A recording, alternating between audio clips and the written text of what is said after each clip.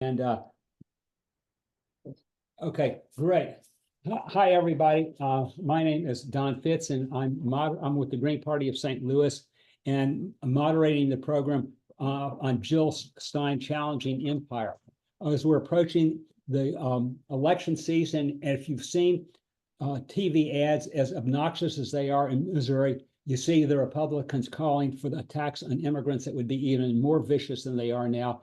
All the candidates are totally ignoring the use of fossil fuels, and all the Democrats are claiming that they're going to push abortion, they're going to restore abortion rights.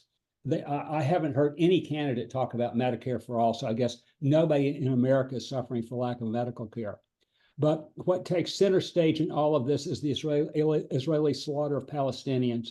Democrats are working overtime to keep the Green Party off the ballot so they can prevent a serious discussion of peace. Tonight, you're going to hear from Green Party representatives from the West, South, Midwest, and Northeast. Most of all, we're going to hear from Jill Stein regarding America's increased entanglement in international violence. And I hope everybody remembers that you cannot stop never-ending wars by voting for a never-ending warrior. Okay, the first person we're going to have speaking tonight is going to be Sean Daugherty, who is a council member of the Green Party of Santa Cruz County and coordinator of the Green Party of California's Membership and Outreach Committee. Sean?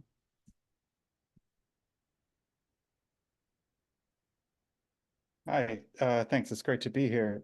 First, let me start out by saying I was born in Illinois and my mom was born in Missouri. So I spent a few holidays in St. Louis, actually. The first thing I want to start out with is something that I find very heartening, which is that as a member of the Membership and Outreach Committee of the Green Party of California, one of my primary responsibilities is taking the voter registration data from the Secretary of State from California and importing it into our nation builder to email blast. So I have constant awareness of the number of Greens that we have in California. And I want you all to know that the number of Greens has grown by 6.5% in just a year and a half. That's huge. So I don't know for that exact time period how much the general population of California has grown, but it's no more than 1%. Okay, so we are dramatically outpacing the general population. And that matters, especially when you consider the history of the Green Party in California, at least. I know there was a decline, especially after Bernie Sanders in 2016. So many people switched from Green to Dem to vote for Bernie in the 2016 primary. It almost killed us. It almost took us off the ballot. And I think we're recovering from that. We're turning that around. It really matters. So first thing, I think we should all be very excited about that. So I want to tell you about how I reactivated, again, about rebirth, about growth of the Green Party. I want to tell you about how I reactivated the county council in my county, because we had one for years. It was a strong county for the Green Party, and it died. 2012 was the last year that we had one. And then it's only been in this year that we've had one again. And I think it died because of Bernie. And so I spent many months, maybe even a year, trying to reactivate the Green Party in my county. And I was reaching out to friends, I was reaching out to activists. I had roots in the progressive community of my county, but I wasn't getting anywhere. I want people to know how I did finally reactivate it, which was I ran for Congress. I ran for the U.S. House, and I ran on it was a very bold platform. I would say it's very in line with the Jill Stein campaign. After October 7th, it was very centered on Gaza, calling like explicitly what was happening there, genocide. And it was once I had that kind of cause that I was able to attract people, and I was able to get people to switch their registration from Dem, or what we call MPP here, independent, to Green, and sign the paperwork that was necessary for me to get the state to recognize me as a member of this county council, or as we call it in California, Central Committee. It's in fact like half of the people that signed that hadn't been Greens before my campaign. So it was people that came to know me through my campaign. And so I want to encourage people to think about that. Moving forward, I'm going to be proudly a Green, but I'm going to be first and foremost promoting a cause, because I think that's what attracts people. What else did I want to say? And we're making, at least in my community, in my congressional district, I'm making what I think are meaningful networks that are going to last over the course of multiple election cycles, particularly within the Muslim and Arab community. I think that we're building something that's going to last. And I also want to bring to your attention the problem I encountered in running a congressional campaign as a Green calling for an end to war. The biggest problem I encountered was the people I saw at protests. Yes, they agreed with me, but they didn't believe in electoralism. And I talked to so many people every day, you know, people I met at the checkout counter at the grocery store who agreed with the things I told them, but they didn't vote because they didn't want to be part of the system or they didn't know how to vote. And I think that's our biggest problem. Sean, you have 1 minute. Yeah, our people aren't voting for a variety of reasons. And the last thing that I want to let people know is that one of the biggest problems I had, this will surprise no one, was money. PDI, van, that's like 12 grand for a license just for one congressional district. So I'm a software engineer by profession. I am going to try to develop a tool in time for the 2026 cycle to give Greens a nearly free alternative. Printing costs, like I just want us to be paying for printing costs, and let's get rid of these PDI and van licenses. So I think that's my time. Reach out to me if you want to talk about that project. I'll be focused on California, but I'm happy to work with other states if you're interested in a nearly free PDI tool. Sean, thank you very much. Okay, next we're going to hear from Peter Lavenia, who is co-chair of the coordinating committee of the Green Party of New York. Peter teaches at State University of New York and Oneota, tell me if I'm pronouncing that wrong, writes on eco-socialist degrowth and worked as an organizer for Ralph Nader. Okay, Peter? Yeah, thank you. It's Oneonta, but you know, it's okay. Yeah, my name is Peter Lavenia. I'm the co-chair of the Green Party of New York State, and I've been active with the Greens since Ralph Nader's run in 2000. And I want to say that our time in New York here, building the Green Party, has been one of ups and downs. As many of you may have seen, we had laws passed in 2020 by the Democratic Party that made it almost impossible for us to maintain and then recapture ballot status. In fact, we've been told that we have the absolute worst laws in the nation for doing that. And yet, I also want to say that this year we saw an incredible amount of energy and people flow into the party like we've never seen before. This happened right as the campaign started to petition, right, here in New York State. So right after, Jill, you were arrested, people woke up about the campaign. They were already interested here in New York State. And what we found was both in the activist community, people who weren't always necessarily petitioners, the Arab and the Muslim community, they were out there because they understood that the Green Party and Jill's campaign represented a real alternative to empire. That the Democratic Party, you know, having conversations with people who were newly energized, they realized the Democratic Party supported war and militarism. They were supporting the genocide in Gaza, and that they weren't doing anything to deal with the climate catastrophe. And in fact, here in New York State, we've seen that the Democrats have actually moved backwards, right? We were supposed to have a plan in place, and congestion pricing, it's now, you know, famously been put on hold for political reasons.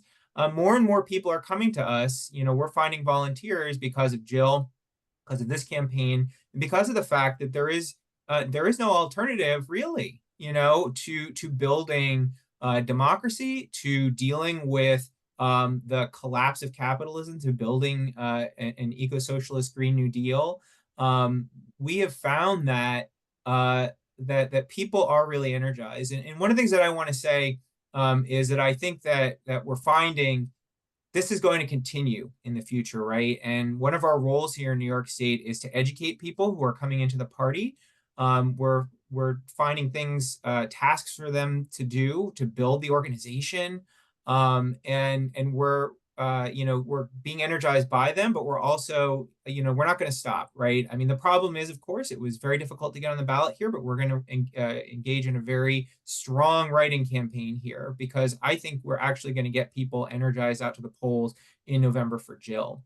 Because again, we're the alternative to empire. We're the ones that want to build a deep democracy. We want to energize people to be active and participatory, and to attack the kind of that corporate imperialist state that we have here, that kind of intertwined state that we've seen time and time again, that Joe Biden's a part of, that Donald Trump is a part of, that the Republicans and Democrats are part of, and to build here in the United States what we need for a better future, right? When we talk about imperialism, we're talking about the military-industrial complex. We're talking about the fact that we don't have healthcare because the ruling class doesn't want us to have things that would allow us to feel safe, to be well, right?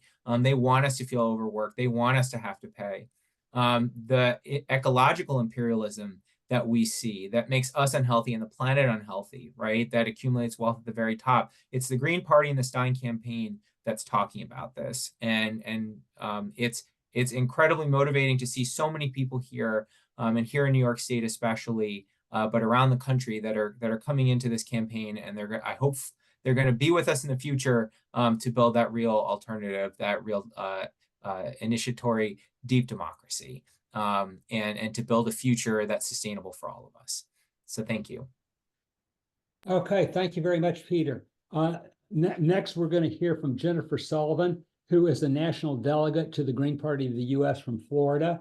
She's a spokesperson for the National Women's Caucus of GPUS, and she, despite being from Florida, she helped collect signatures for the Green Party of Illinois. Okay, Jennifer, take it away. Muted. Jennifer, you're muted. You need to unmute yourself. Jennifer. We can't hear you. We can't hear you. Okay, hi. Okay, now you can hear me. All right, Okay, now so we can hear I'm also a spokesperson for the Green Party of Florida, the National Women's Caucus, because I like to talk. So anyway, I'm from Chicago area, and I live in Florida now, but I plan to join Sherry Honklin, the Poor People's Army, and Jill, and at the DNC debacle, which I mean the convention. I exited in 1972, and I joined the Greens in 96, brought in by Ralph Nader, of course, and I read the Green Party platform in the Little Green Book, and I thought, I could have written this. Of course, I didn't, but it just made me happy to see that there were people out there that thought like me and even were ahead of me. So since I was 15 years old, I've been making good trouble. So I never could stand the Republicans. And at least when they say nasty things, their voters can depend and they will do those things. The disappointing Democrats, on the other hand, are not the lesser evil. They're just playing the weaker evil. It's a big difference because the game they play on the US, it's a game they play on US voters. So Donald Trump, he zeroes in on all the disappointment and anger, and Greens need to be the high ground to really resolve that our fellow citizens suffer from. The Democrats sure won't. So we speak truth to power and challenge both of them, exposing the corruption, in particular the dictator maker SCOTUS ruling. The Democrats, rather than clutch their pearls about it, they should try stuffs like expand the court to 11 and enact retro term limits of 18 years and get rid of Thomas, Alito, and Roberts, and they'd have 5 picks, 4 months to do it. Of course, they won't, but that would be good dictatorship. I have a long list of ideas on my Facebook page, but anyway, the Greens should use this to show the things that we would do. But resistance is happening worldwide, and the time has come today for Jill Stein, and we need to emphasize that we are in a struggle against the most powerful empire in the history of the world. We need solidarity on the left. We got to remind people that votes matter. People died to be able to vote. Votes for Black males didn't happen until the 14th Amendment, and then sort of in theory they happened, but anyway, women didn't get to vote till the 19th Amendment, and that was 20. So our votes have been suppressed, and of course they still are being suppressed. The DNC can choose a replacement president and get them on the ballot with 40 of their 400 delegates at their convention. Jill Stein for Greens and other third parties needed 45,000 signatures in New York, 25,000 in Illinois, 37 in Indiana versus that 40. So yes, votes matter. So do not sit this out, people. If you're listening, and tell your friends, it's urgent. But you know, they would not spend so much money to buy votes with advertising if they didn't matter. Anyway, people need to vote clean and vote green because it's time for a new direction led by Jill Stein. In Florida, we have to fight off the moms for their own version of liberty and a megalomaniac governor. We are the voice for peace and justice in Gaza, Haiti, and elsewhere. We work to end the sanctions in Cuba, Venezuela, Nicaragua, and being that we're so close to the Caribbean and the South America, Central America. So we've been in solidarity with the Uhurus in St. Petersburg for many, many years and are standing for justice for the Uhuru 3, as well as good whistleblowers and those falsely imprisoned like Leonard Peltier. We are also in solidarity with the area's American Indian movement. And as far as the South, the Greens are on the ballots in every state. Alabama, they're still working on it. In Florida, we have 6 amendments on our 2004 ballot in November. It's going to bring voters out. Number 1 is partisan election school boards, which is a no. And number 2 is right to fish and hunt, which was kind of redundant, but it could be dangerous to our black bears and our Florida Panthers. Adult personal use of marijuana is number 3. So yes, of course, that's going to pull out a lot of people. A lot of people are going to come for Amendment 4, which is limit government interference with abortion. It's currently polling at 78% for it and 90% against in Florida. So that's a red state. Jennifer, you have about Yes. 1 minute left. Okay, I'm just going to finish the amendments. Annual adjustment to homestead exemptions 5 and number 6 is our campaign. They're trying to repeal the campaign matching funds for state cabinet and governor races. And we voted for this in 1998. And they tried to repeal it in 2010 and they failed. So we are for campaign matching funds, but they do like to repeal things that we vote for in Florida. They've done it on, high-speed rail. They've done it for, felons getting to vote. So one good thing DeSantis did ban helium balloons that are outside to protect the ocean life. So that's at least good. But he took away art funding, all the art funding in this state. And I mean, my partner and I are artists. So, but anyway, Jill is on Florida's ballot. So we are here working to get her votes, a turnout, make it good. And, Amendment 4 and number 3 will help a lot. So that's what we're doing. Jennifer, thank you very much. Okay. Now we can hear from Felina Farley, who is the Ohio delegate to the Green Party of the U.S. National Committee. She is co-chair of the Ohio Green Party and co-chair of the Green Party of the U.S. National Black Caucus. Felina. Hi, everybody. Can you hear me okay? Yeah. Great, because I wasn't sure, because All right, so hi, everybody. I'm from Chicago too, actually. So I'm going to be there as well after the convention, after our convention at the DNC convention with the Poor People's Army. So I will be there. Let's see. First, we'll go with Ohio. We're still petitioning. But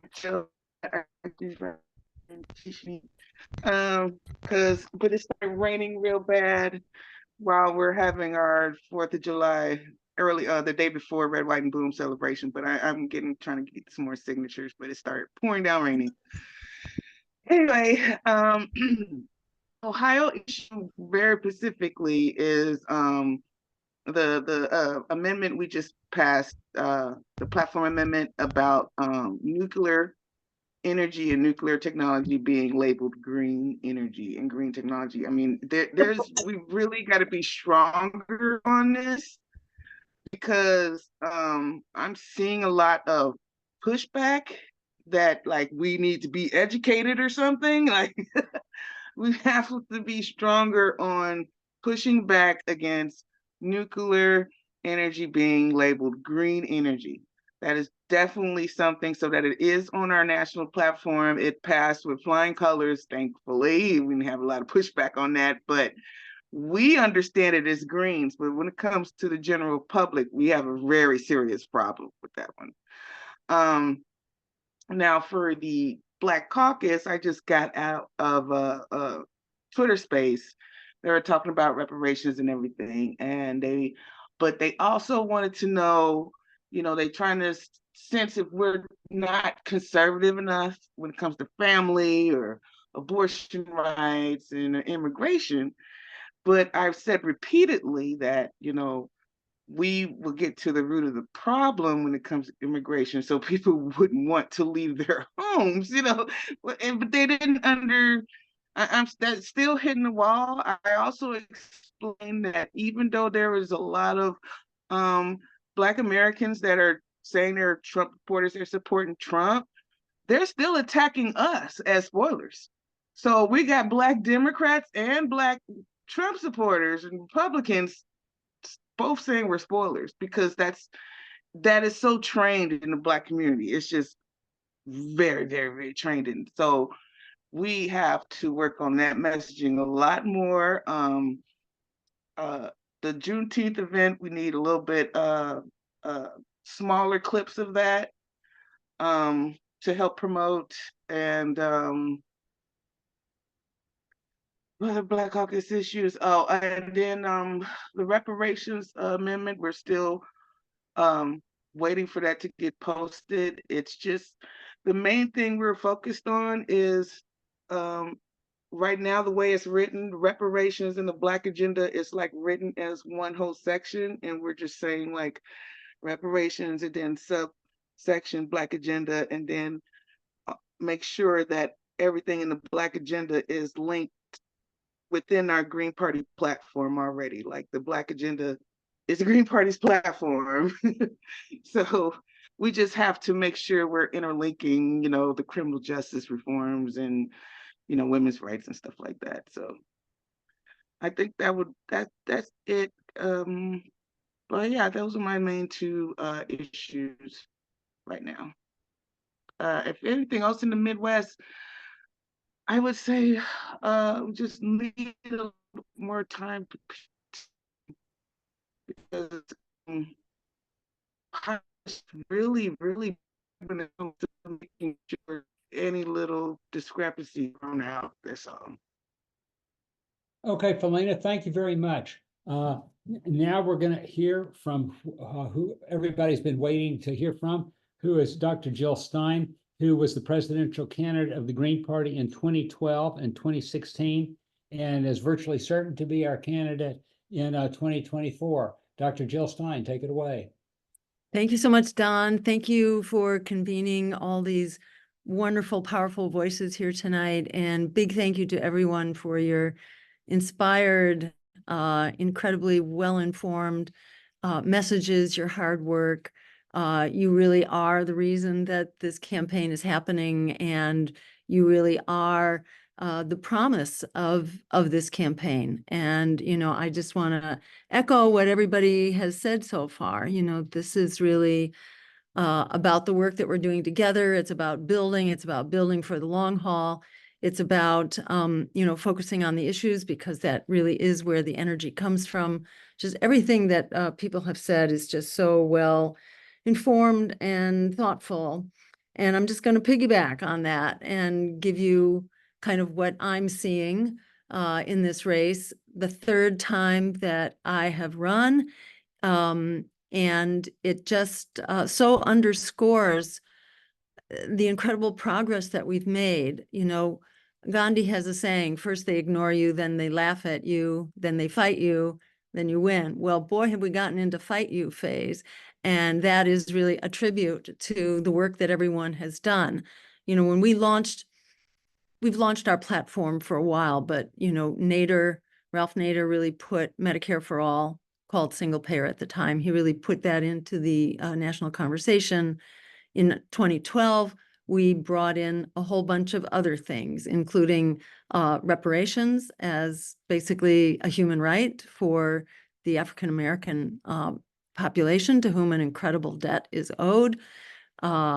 Free public higher education. We know for every $1 we put in, we get back $7 in return.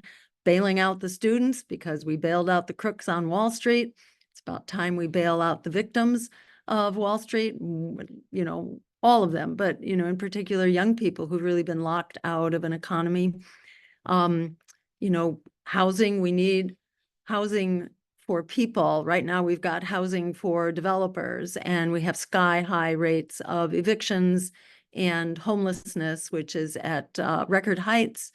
Half of everyone who rents their home, their apartment, you know, their living quarters, 1 out of every 2 are struggling just to keep a roof over their heads and are severely economically stressed. This is just a completely untenable situation. Child poverty rates have doubled. Polls among young people show that half of young people describe themselves as hopeless about the future.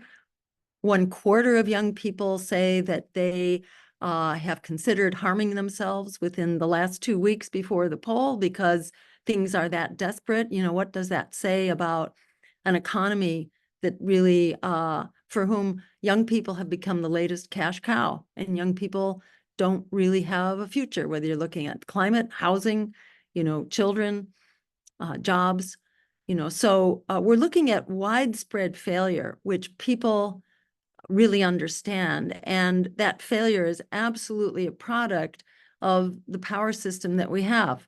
And whether we call it, you know, end stage capitalism, empire, oligarchy, you know, the colonialist, white supremacist regime, it is in a state of meltdown right now. And of course, the climate is a key piece of that, which we're seeing right now with this unprecedented Category 5 hurricane, which is slamming the Caribbean right now, about to hit Jamaica, you know, and is absolutely causing devastation. And this is completely unprecedented to have a hurricane of that severity this early in the season. We're looking at the Colorado River on the verge of drying up here, which supplies half the fruits and vegetables in the country, because Colorado River feeds the California agriculture system. So, you know, on so many fronts, we're just looking at widespread devastation to our economy. And this is where empire is so, you know, such an important issue. It's kind of an issue that unifies us, because all of the crises that we have are very much connected. You know, if you connect the dots here between lack of housing, you know, we don't have enough money, so we say, for healthcare, for you know, to bail out the students, for affordable housing. We don't have money for that, but we have money at the blink of an eye for endless wars and genocide. And the devastation that we're witnessing now as a society in Gaza is absolutely staggering and jaw-dropping. The American people overwhelmingly oppose this war and oppose the genocide, want an immediate diplomatic solution. And in that way, we are in alignment with the rest of the world, the International Court of Justice, the International Criminal Court, the Security Council of the United Nations, the General Assembly, its human rights bodies, and so on. You know, it's just the American political elites that do not agree and, you know, do not understand, or are too bribed to understand what's actually going on here. So the fact of empire really is a very compelling and unifying crisis. As Martin Luther King said, my country is the greatest purveyor of violence in the world today. That was in the 1960s. It's only gotten worse. And it's not only that it's impoverishing us, consuming half of our discretionary dollars, it's also the fact that this is blowing up on us, on all of us right now. You have Israel, which is on the verge of a all-out war with Hezbollah and Lebanon, threatening to use nuclear weapons in Lebanon, as they have threatened to use nuclear weapons in Gaza as well, which will certainly bring in Iran, which is likely then to also bring in Russia. Iran and Russia are in military alliance. And speaking of Russia, this is another front on which, you know, the world is basically blowing up in our faces right now. And the rate at which this is accelerating is absolutely staggering. I mean, it's happening on so many fronts right now that it's very hard to keep up with the rate at which we are, just taking a nosedive right now into, nuclear conflagration here. I don't know if people are following what's going on. It's not getting big headlines. It's hardly getting any mention whatsoever. But you have this war. It's a war of words, but it's not just words. It's a war of increasing hostilities between Russia and NATO, whereby, they are, the U.S. is for a long time has been increasing the aggressiveness of the weapons that we've been using. Now we're saying we're going to send military contractors as well. This is the first stage of boots on the ground. In addition, we've given permission to Ukraine to actually use our weapons, which we then provide active guidance and intelligence for, to attack Russian soil and kill Russian civilians. So this is now absolutely going off the charts, and Russia is now talking about providing weapons to its allies that are positioned to attack us. So, what's potentially in the cards here could be absolutely unprecedented. This is like the Cuban Missile Crisis on steroids, where Russia is now beginning to send arms. They have sent a flotilla to Cuba to actually bring offensive weapons, missiles to Cuba, repaying what's being done to them. Russia is now also talking about arming the Houthis, Aran Salah in Yemen, to attack Western ships. And the background on that is that Yemen has sort of stepped up in the way that the International Court of Justice said that all countries should do everything they can to interrupt the flow of weapons to the genocide. So what Yemen is doing actually, is largely consistent with the imperative delivered by various United Nations bodies. But, needless to say, it's all very escalatory because the U.S. is then responding viciously. And now Russia's talking about responding to that response with devastating weapons that are about to be handed over to Aran Salah, that is the Houthis. So we are watching in real time a pre-World War I type situation, but different in that nuclear weapons are now in the mix. Just one nuclear-armed submarine contains 5,000 Hiroshima bombs, the equivalent in the firepower, 5,000 Hiroshima bombs, which is enough to put us in the whole planet into nuclear winter many times over. And we have 14 of these nuclear-armed submarines. And our leaders, our so-called leaders, our misleaders, our reckless warmongers are absolutely clueless about the dangers that they are exposing us all to. They're imposing these absolutely unprecedented, dangerous risks on all of us. So, the bottom line is it's really critical. It's now or never to really stand up. In so many ways, we're in the perfect storm right now because this crisis of militarism goes hand in hand with the crisis of economic survival and economic and racial justice here at home. And typically that's what people mobilize about, is when they can't put food on the table and they can't keep a roof over their heads. And that's very much where we are, in large measure on account of militarism. Of course, it's not militarism alone. It's also, predatory capitalism, end stage capitalism as well. But they all go together. Like Martin Luther King said, militarism, extreme materialism, AKA capitalism, and racism, are all joined at the hip, which is why we need a transformative agenda. It's why we need a transformative politics. And that is what we're about here in the Green Party, what we've always been about. We've been ahead of the curve. and the curve has caught up to us in a big way. So lots of people are coming on board. And in the same way, Sean said, their registration is really growing in California.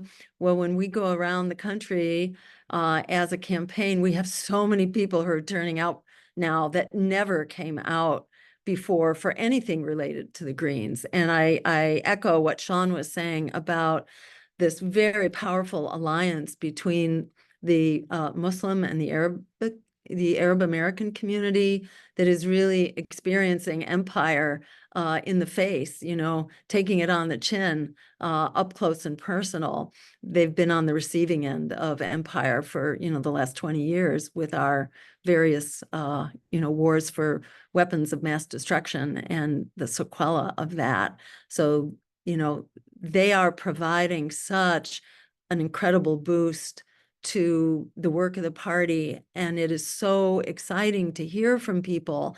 They don't see this as a one-shot deal. They don't see this as something that we're just doing now to get on the ballot in this state or that state. They really see this as the long haul. And final comment here, I want to note, you know, about, you know, circling back to the first thing about first they ignore you, then they fight you, then they laugh at you, then they fight you, then you win. They are fighting us big time right now. And back in March, the DNC announced that they were hiring an army of lawyers in order to throw us off the ballot. Well, we now have those lawsuits.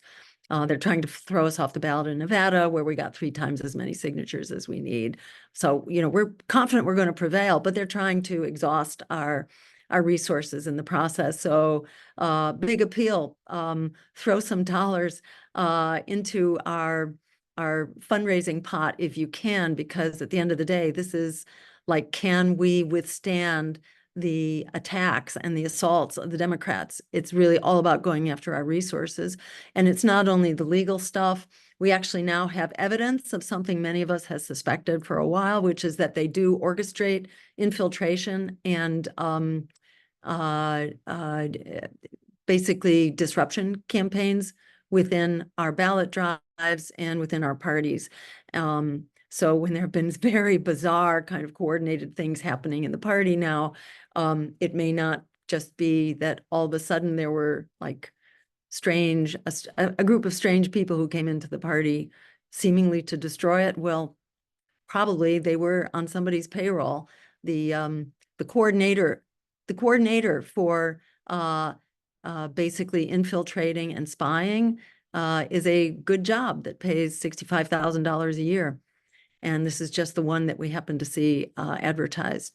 So they are, you know, truly mobilized against us. And then most recently, which you may have heard about, they are now trying to tie up our matching funds. And I think, Jennifer, you were talking about how they've, you know, been going after matching funds in your state. They are indeed, they've been threatening to do that at the national level. And guess what? They actually did that. They raided the matching funds pot, which had some I think it was $405 million in it. They exhausted most of that.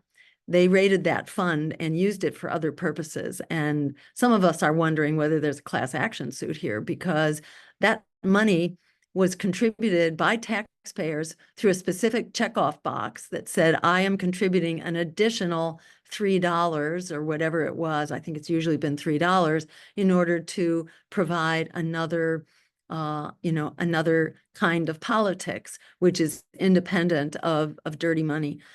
So they actually went and raided that fund and are using that now as a reason why they are not handing over our matching funds. We should have had $270,000, which is what we have earned in matching funds, and they're now saying we can't have that for months.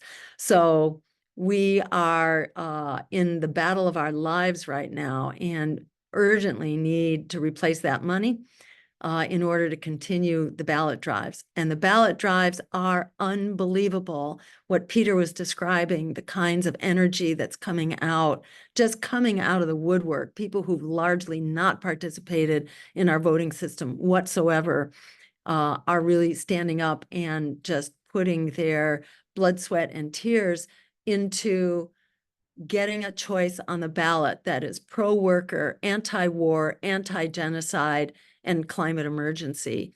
There are going to be 3 pro-genocide candidates on the ballot: pro-genocide, pro-war, and basically anti-worker and BSing about the climate. They pretend to be solving the climate. They are not whatsoever. I won't take the time to critique that right now. But we've got 3 of them, at least, on the ballot, Biden, Trump, and RFK.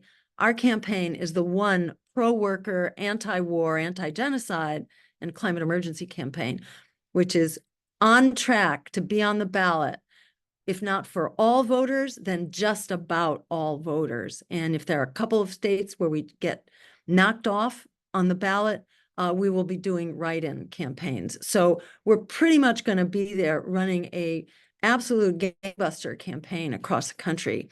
But to keep that momentum up, we have to raise a bunch of money now to fill the gap while the powers that be try to hold us back by denying us matching funds. And hopefully we will get them, but they're not. I mean, they have a complicated set of rules right now, which we're exploring with our attorney, Oliver Hall, to try to get to the bottom of this. But they are, that money is not forthcoming now, and we badly need to maintain our momentum. So please consider going to jillstein2024.com and help us maintain the momentum, because we are in an absolute winning moment right now. And I'm sure you either saw the debate, or I should say the debacle. You know, the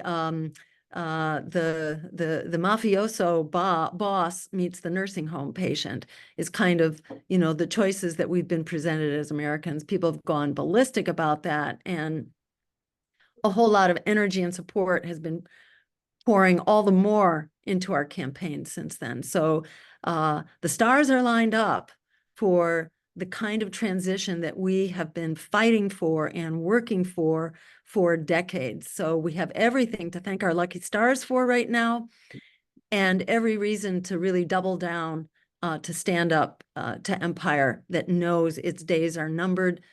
This is like the transition moment of our dreams. So let's keep at it. Let's make it happen. And, I think stronger together, and there is no other way. This is just like united together for transformational change now in this election and for the future. So thank you all so much. Okay, all right, thank you. Okay. Okay, fantastic. And that Lauren wanted to make it. Oh, I know. So we are going to have comments from the audience. I mean, comments from different state representatives. But before Lauren Fila is going to, in St. Louis, is going to make an announcement about the next webinar, which will be the first Wednesday in August. Lauren?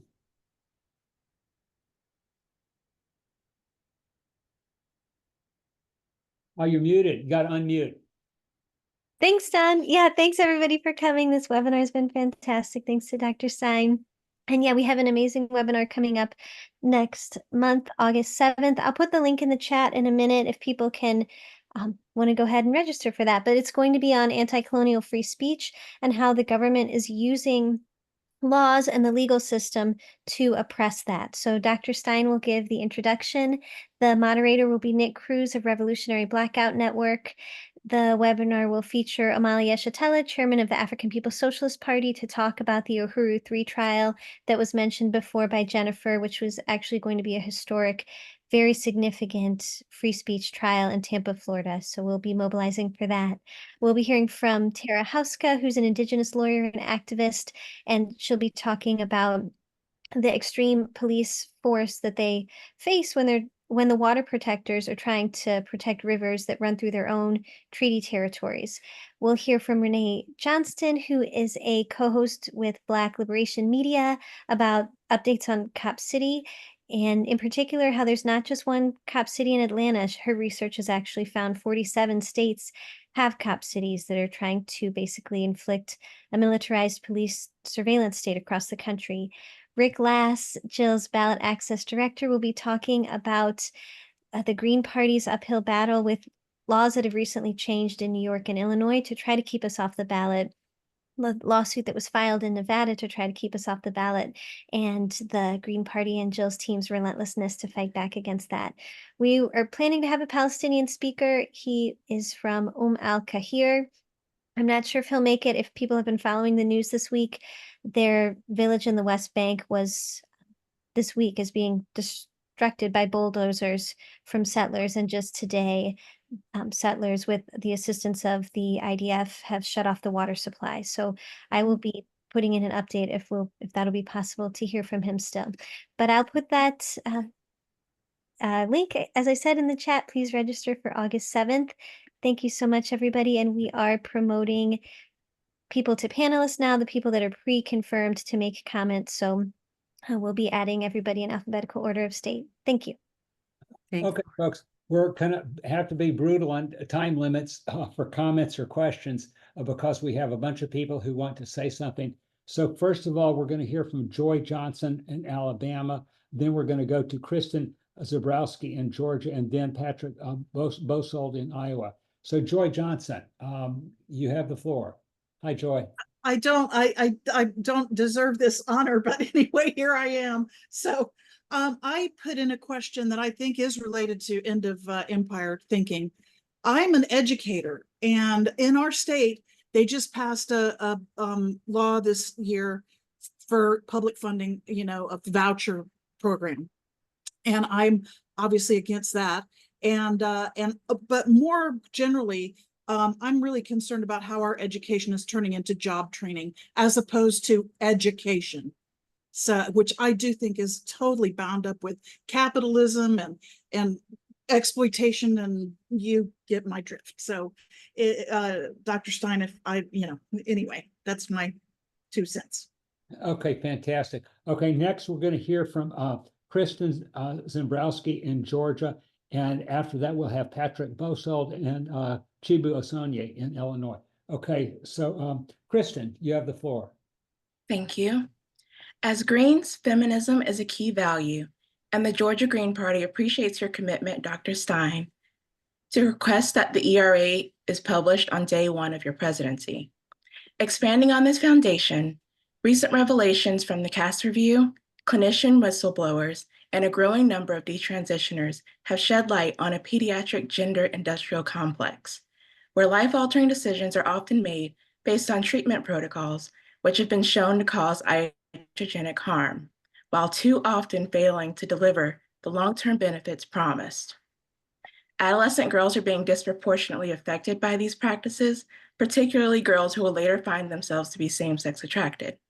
How will your campaign translate our feminist values into policies that ensure comprehensive mental health support and prevent premature medical interventions for minors who lack the capacity to provide informed consent? And what specific steps will your campaign take to prioritize these issues to protect vulnerable young people from what some describe as trans away the gay conversion therapy? Thank you. Okay, thanks, Kristen. Okay, we're going to hear from Patrick Bosold next, and the people who should be ready to come on board are Chibu Osonye and Terry Wilkie. Okay, Patrick Bosold, I think you're unmuted, so go right ahead. Thank you, Don. Dr. Stein, thank you so much for all of your comments this evening. I want to thank you for signing the pledge to sign on to the Treaty for the Prohibition of Nuclear Weapons when you are elected. That's a big deal. You touched briefly on all the issues we're facing around nuclear weapons these days. It's hair-raising, and the ante just got upped. For those of you who don't know it, this is a bestseller that anyway, if you want to get scared about nuclear war, read this book. If you want to know what to do about it, read this book, which we're going to be giving to congresspersons next week in DC. In addition to signing on, for which I thank you very much, Dr. Stein, House Resolution 2775, which is the, shall we call it the Warheads to Windmills bill. It's been introduced every year since '06. I wanted to ask you to just comment on what you could do or would want to do as POTUS to get that through the House. And once that bill's requirement for progress toward all the nations, particularly the ones that are nuclear armed, getting in line with signing on to the treaty and getting on with the process. Then there's ratification by the Senate. If you could comment on those items, that would be really great. And thank you so much for your attention to this issue. It's the one that trumps all others. Thanks. Oh, okay. Thank you very much, Patrick. Okay, we're going to Chibu Osonyi in Illinois, Terry Wilkie in Kansas, and then we'll hear from Jill Stein, whatever she has to think about the previous 5 people. Okay, Chibu, take it away. Hello, hi, everybody. Thank you so very much for having me here and representing Illinois. Just an update on thinking about challenging the empire and how it relates to Illinois on the national scale. Illinois is one of the toughest states to get on the ballot, to get ballot access. And part of why we really appreciate what Jill Stein is doing and what you all are doing on Missouri Greens is getting more and more people on the ballot. Challenging empire actually makes it so that way states like mine, which is pretty progressive and pretty strong and liberal, actually get true representation rather than what we're getting right now, which is selected representation. And so we submitted our ballot requirements and our signatures, and then on July 9th, we'll learn if we are able to be on the ballot or not. What? Okay, Chibu, thank you very much. Okay, we're gonna hear from Terry Wilkie in Kansas, feedback from Jill, and then we will go to David Templar from Kentucky. Okay, Terry Wilkie. Jill Stein, thank you very much for doing such a wonderful job of bringing the Green Party to the attention of the people. In Kansas, there is no, you're not on the ballot. And we have been petitioning, and the fear of the people, whether they're more liberal or very conservative, is marked. The Trumpists simply jump around like apes and say, no, I won't sign the petition. Even the Democrats are like, no, because of the fear of Trump. So Sean spoke very smart about putting Green Party people into office so that the world can get used to the idea of multiple party government, which would be radically different than what we have allowed to occur. And I'm optimistic perhaps you would consider running for Congress. If you fail making president. Okay, thank you much for Terry Wilkie. Okay, Jill, I don't know that you can comment on all of those, but if you have a few thoughts about any of the previous ones, that would be great. And after Jill speaks, we'll go to David Templar from Kentucky, then Gus Steves from Massachusetts, and Sherry Wells from Michigan. Okay. Great. I mean, so much good stuff there. I think we have to, I want to speak to what Terry mentioned, because this comes up all the time. Are we spoilers? And I just want to really underscore that nobody owns our vote. And you're going to hear from all parties that they own your vote. And it's really important for us to stand strong that politicians have to earn our vote. They don't own our vote. Those who say they do own our vote have done a terrible job and have been throwing us under the bus, such that we really don't have much of a future. We are making a beeline for oblivion right now on just about every dimension of our lives. Whether we win the office at the national level or not, it's really important that we challenge and that we inject an agenda for pro-worker, anti-war, anti-genocide, climate emergency. We need to be part of that national dialogue. And we're seeing so much attention come to us in the wake of the debate, where people were just in horror seeing, these two old geezers who were arguing about their golf handicaps. If only they would retire and go, sail off into the sunset and play golf together, the world would be a better place. But it really was a wake-up call to so many people. And, the thing is, they didn't get there by accident. These are what the parties are about. These are like a real symbol of what our political establishment is right now. It's incredibly impoverished, it is brutal, it is incompetent, and we have to stand up. And at the same time, we also have to run local. And guess what? We do run local, but we never get covered in running local. We've had 1,000 people hold office over the history of the party, 1,000 mostly local office holders at the state and county level. So we're there, we're doing that work. We are systematically, opposed, disrupted, fear campaigned, smear campaigned.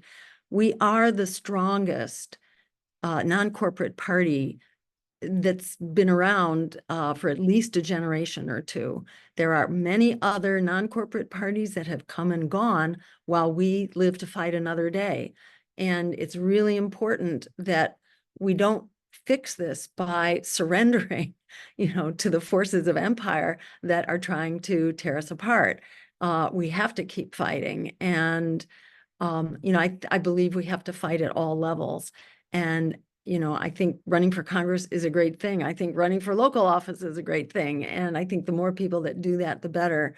In 2016, we were, I think, in my view, there was some disruption going on of the party, and we were largely prevented from realizing the fruits of our labors in 2016. And I was tied up for 3 years in a Senate investigation, which was completely bogus, and I think evidence of how empire is running scared. I was basically falsely charged with being a Russian asset, and was investigated for 3 years, very tied up with that, exhausted our resources, from our campaign. And we were kind of prevented from harvesting the momentum that grew out of 2016, and we were kind of knocked back to where we were before. But we don't go away. We don't go away, and we keep fighting. And over the period of our lifetime, we've seen so many parties come and go. The Justice Party, we've seen Peace and Freedom get knocked back from being a national level party to just holding one state, no, actually 2 states, from having had 15, 17, something like that. So we are very much fighting against a very powerful empire that is ruthless, that uses dirty tricks and corruption and fraud, and infiltration and spying and just all these, terrible, illegal tactics. They have infinite resources of money to try to hold us back. I think it's very important to continue to reject their propaganda of powerlessness, and to remember the words of Alice Walker. The biggest way people give up power is by not knowing we have it to start with. We have enormous power when we stand up together. And I've spent a long time addressing that one question, because I think we have to confront it in so many ways, and it's really important for us to be educated about the many ways to respond to that effort to kind of silence us and to diminish our power. We have enormous power. And remember, in this race, there will be 3 pro-genocide candidates. We will be the one anti-genocide, anti-war, pro-worker campaign on the ballot. When you're splitting the vote 4 ways, it takes 26%. Potentially more, but potentially as little as 26%. That is not an unachievable goal. So I'd say resist the propaganda of powerlessness, and, stand up and let's fight for everything we can get. Very quickly, how do we push forward? And I'm going to speak to this generically. How do we push forward any of the proposals that we have, whether it's Medicare-for-All, whether it is the ban on nuclear weapons, the prohibition against nuclear weapons? How do we, national rent control, or the Green New Deal? That deserves just a quick comment. The Green New Deal, simply by declaring a climate emergency, the president unleashes $600 billion, that is over $500 billion in funding every year to fund the Green New Deal. So the Green New Deal is actually something we can jumpstart without having to get congressional approval on it. We can actually begin to do amazing things to help reverse the drivers of the climate crisis right away.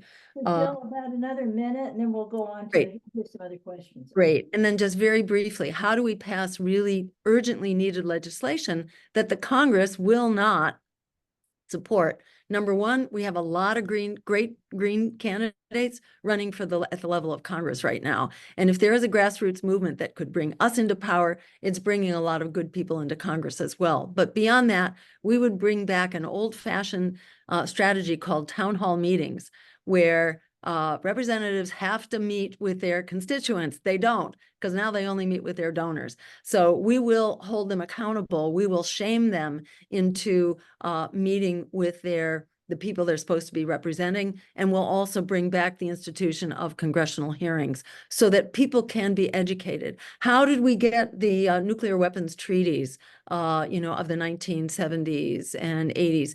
The public got educated and got very active around nuclear weapons. So that is my hope, because the facts of the matter are overwhelmingly compelling right now, but the American people don't have a chance to hear them.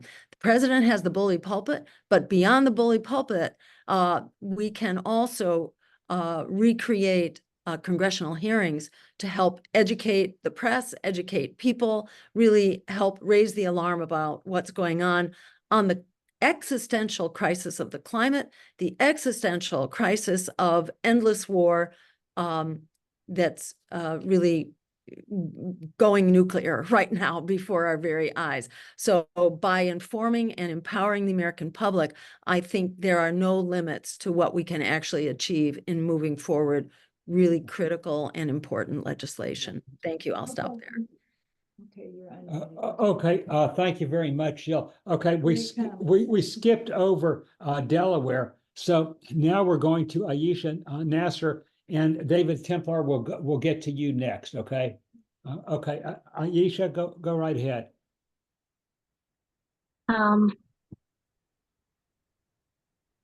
Hi, I'm Aisha from Delaware. I was not a Green Party member a few months ago, but when I saw Jill Stein's video of being assaulted in a pro-Palestinian encampment by the police, that's what made me turn green, and I'm registered green. I'm actively working for Green Party of Delaware. My question is, what steps are you going to take both inside United States and globally in the United Nations to strengthen the international law and to bring peace to Palestine?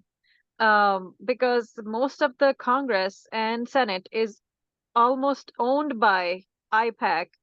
So how are you going to bring peace with this, with the current situation of IPAC funded candidates from other parties like Republicans and Democrats, both locally and internationally? And how are you going to make sure that no country in Security Council goes against international law and does not bring sanctions on the country that deserves it and brings about sanctions on the country that don't deserve it?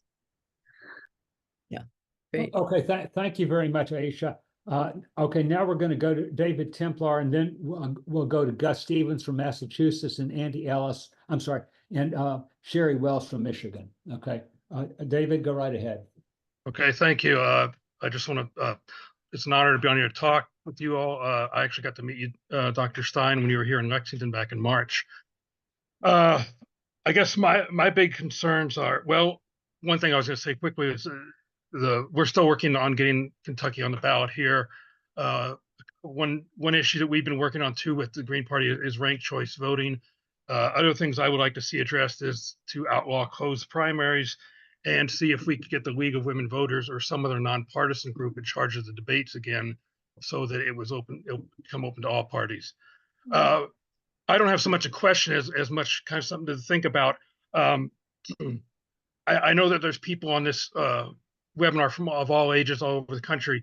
However, when I look and think about who are maybe really a target audience to get to for voting and for building the Green Party, as I look at the young people, I have two daughters in their 20s.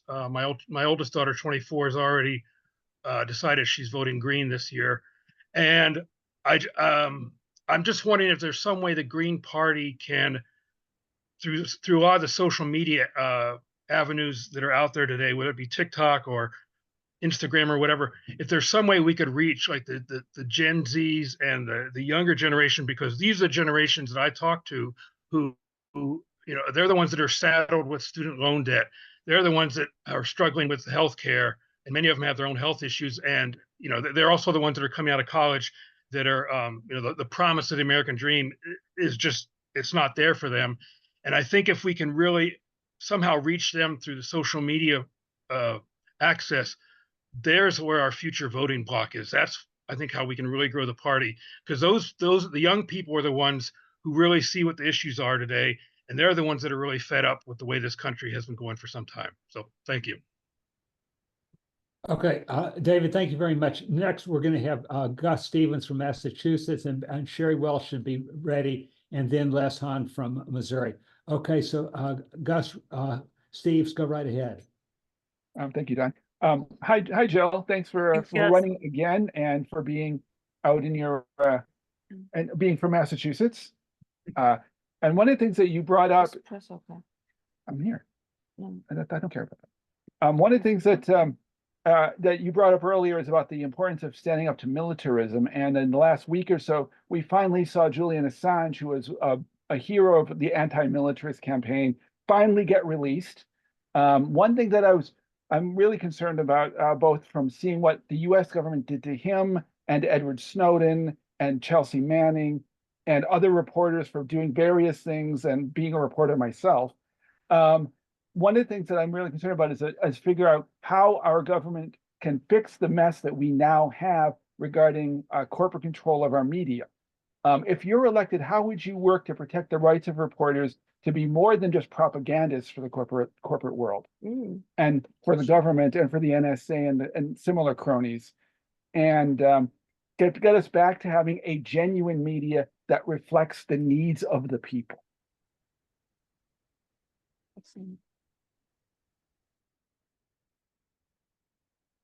I have to unmute us trying to dash to the refrigerator to get a beer. Okay, so we're going to have Sherry Wells from Michigan, and then Les Hahn from Missouri, and then we will hear from Jill again. Okay, so Sherry Wells, go right ahead. Hello again, Jill. Hi, Sherry. In March, I sent emails to 260 people in the 2 counties that I deal with here in Michigan about Jill's meeting in Dearborn, which is the biggest Arabic community in the country outside of the Middle East. But I wasn't able to attend because I was on my way to Georgia, where my parents' stuff is. But the man I married in November and I visited in Lexington, Kentucky. And we had these hats that a couple Michigan Greens, Make America Green Again. And so because he's Canadian, he gave his to Jill. Yeah. But even more importantly, he has a friend back in Edmonton, where he's from, whose father died of a heart attack when they were being evacuated in Palestine. And so I would have been at some of these ceasefire rallies anyway, but David and I made sure that we were there for Mo and other people like him and his family. At one of them here in Little Ferndale, people were saying that the people leading it took a toll. A poll of how many of you people are Christians, how many are Jews, how many are Muslims. It was all over the map. It is not a particular religious war, but they were calling out no Biden, no Trump. And I said, well, they aren't saying who to vote for. And David nudged me, so up I went. They were welcoming people to stand up and speak, and it was like 2 feet off the ground, which I'm much more careful of lately. And I said, okay, no Biden, no Trump, but you have Jill Stein, and she's Jewish ancestry, and she doesn't want that war either. And then I carefully, with the help of a couple of the men, got down and didn't know what David told me. People clapped all over the place. So that's, and when I'm zooming into things in Canada, they talk about Trump. I want some peace without that name sometime. Sherry, No Biden, no Trump, but we've got the answer. And thank you very much for running again. all right, thank you. Okay, before we go to Les Hahn, I want to say that Wayne Turner from North Carolina, you need to, in order to speak, you need to accept the request that accept the request that they're sending you. Okay, so Les Hahn from Missouri, what's happening? Good evening. Just a quick note, Jill mentioned earlier that nuclear energy is not clean energy. That's one of the reasons we have an issue here in Missouri with downstreamers, not just downwinders, from all the nuclear waste that was dumped in the suburbs of St. Louis after the Manhattan Project, and we're still suffering cancers from the consequences. But meanwhile, we're actively working towards our ballot access. Our requirement is 10,000 registered voters that are verified. We've got actually 13,199 signatures right now.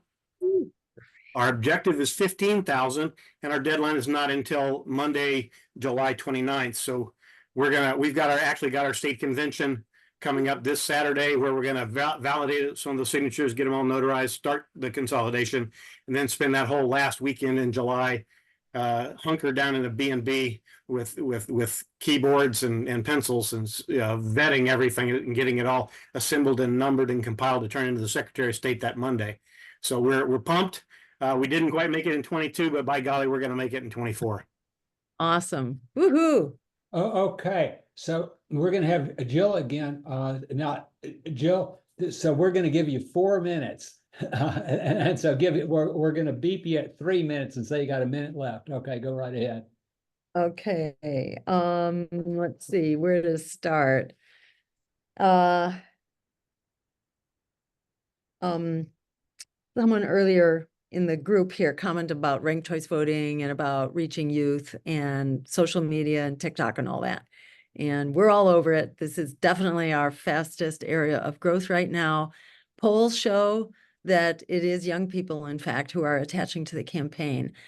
Wisconsin was one of the first examples of this, where we were running 8% across the state, but 22% among people 35 and under.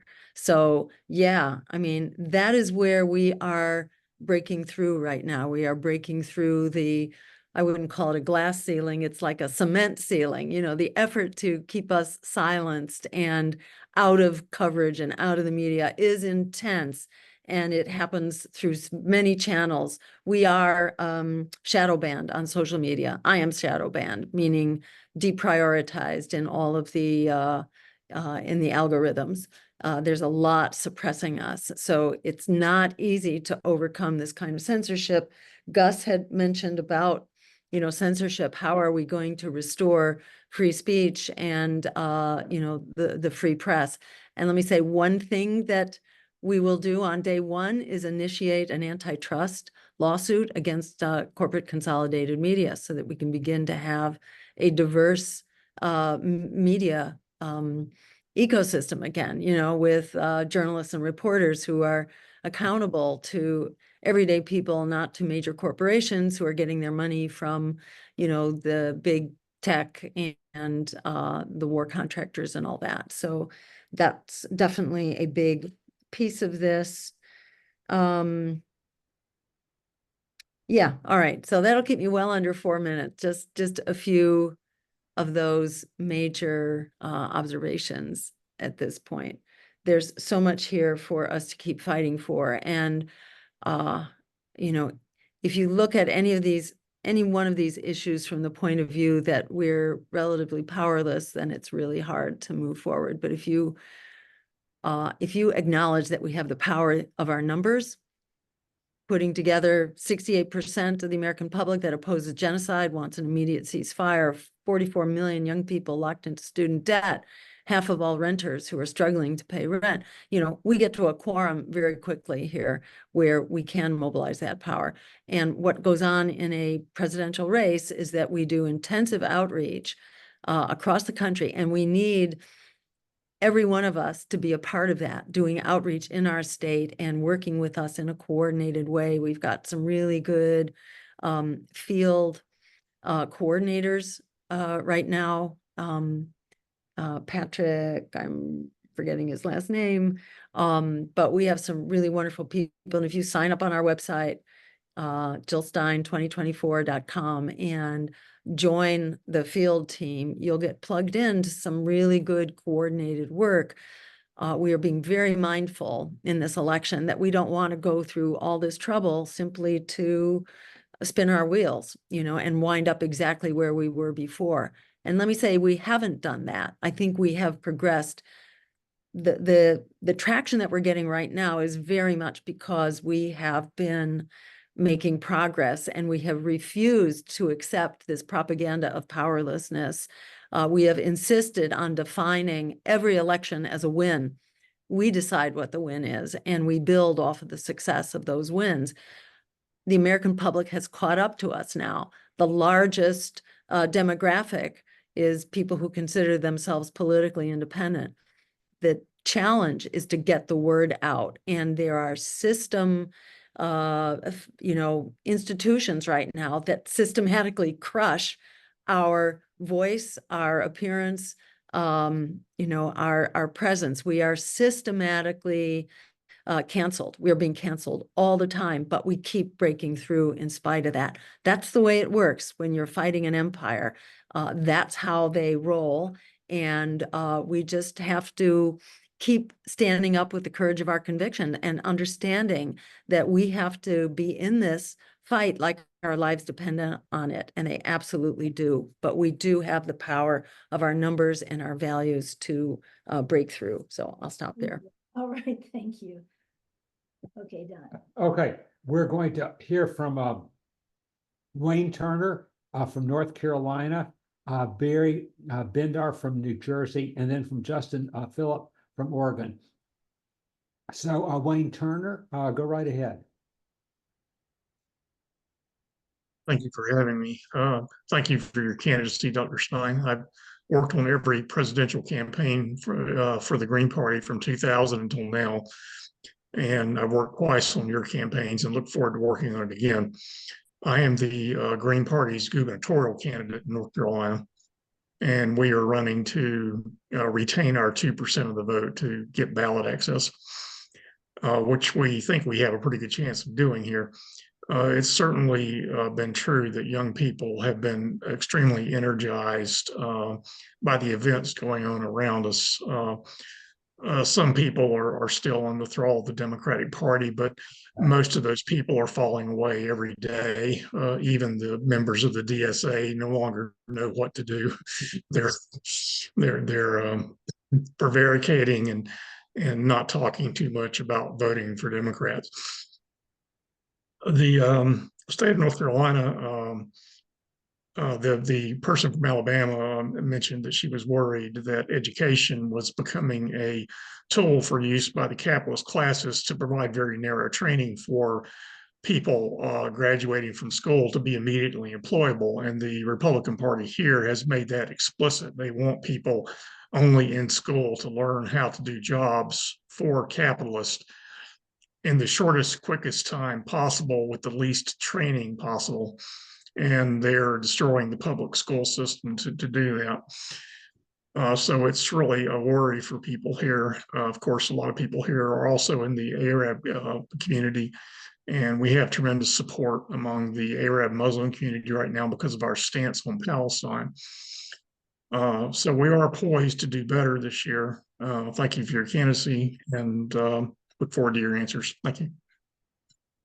Okay, thank you very much, Wayne. I appreciate that.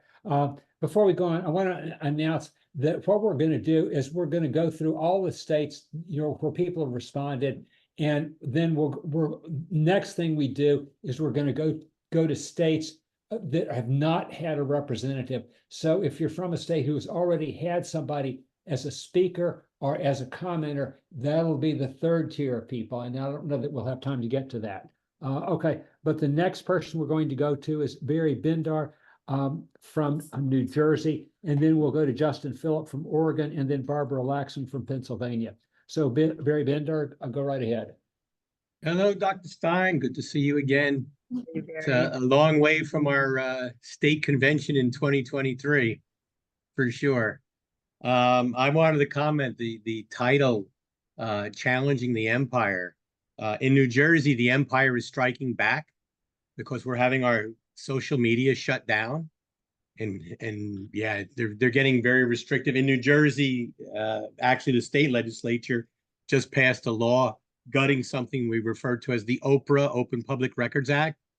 And they basically, the state legislature passed real big changes, basically gutting people's ability to get information from the government, requesting information from the government. So the repression is unbelievable. And I don't know if in New Jersey it's because of what we've done here, because in New Jersey, we're referring to it as the Green 13, and that's we have a congressional candidate in each of the 12 congressional districts, plus a candidate for Senate. And even though we're not getting media coverage, I think those with the power are noticing, and I think that's what's attracting them to shut down our communications. And you're obviously you're going through the same thing, because we must be getting the attention of the empire if they're doing that kind of thing. Anyway, also what I wanted to share is we like to make it clear that the Green Party is an anti-genocide party. We're making that very, very clear in New Jersey on the 13 candidates. If that's not number one on the platform, it's number two. So, but again, we appreciate you leading the charge. We look forward to seeing you in July when you're here. And thank you again for stepping forward. Okay, great. We're going to go to Justin Phillip next from Oregon, then Barbara Laxon from Pennsylvania, and then Bill Krimmel from South Carolina. But something I've told Justin before, I don't know that other people know it. Oregon's dear to my heart because during the war against Vietnam, I did 3 months in jail in Eugene, Oregon, for opposing the war in Vietnam. And also, Eugene, that was the last time I voted for a Democrat was when I voted for Gene McCarthy in 1968. And I believe that was a bit over half a century ago that I have not been voting for the corporate parties. Okay, Justin Phillip. Thanks, Don. Yeah, well, greetings from Eugene, where I guess you did some time. So, Jill, good to see you again. I think we had the pleasure of meeting in Portland in February. Yeah, I just want to thank you for representing the Green Party so well and for reminding people that no one is owed our vote. I think a lot of people will argue that they think they're engaging in harm reduction. I would argue it's harm perpetuation. I just wanted to throw that out there. But I want to piggyback on something Sean opened up with today when he said something about people will come out for a cause. And I think there's a lot of truth in that. I do want to mention that I like to reframe that. I like to say that elections are actions. We've got a lot of people out there that just are very involved in doing actions, maybe not so interested in elections. I try to remind them that elections are actions. But back to the point about people come out for a cause. A big cause here is the issue of the unhoused. And and recently we had the Grants Pass in Oregon, Grants Pass versus Johnson decision in the Supreme Court, where they basically criminalized homelessness. And since then, we've had a couple of obviously questionable SCOTUS decisions. So I think you sent an email out about that recently, but I'm hoping you could touch a little bit on your thoughts on reforming the court, what that would look like, what our options are for impeachment of Supreme Court justices. I'm going to be speaking on this actually tomorrow, so maybe I can share some of your thoughts on what I say. Okay. Great. Terrific.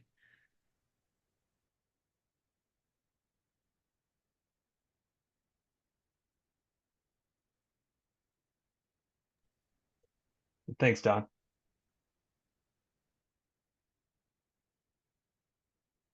Don, I think you're muted. Okay. Barbara Laxon, can you unmute? Because we're ready to hear from you. Okay, great. Yeah, I live in Pennsylvania, in an area where pretty much everybody works for a fossil fuel company, in either directly or indirectly. There's a oil refinery about 6 or 8 blocks from my front door. I was diagnosed with cancer a few years ago.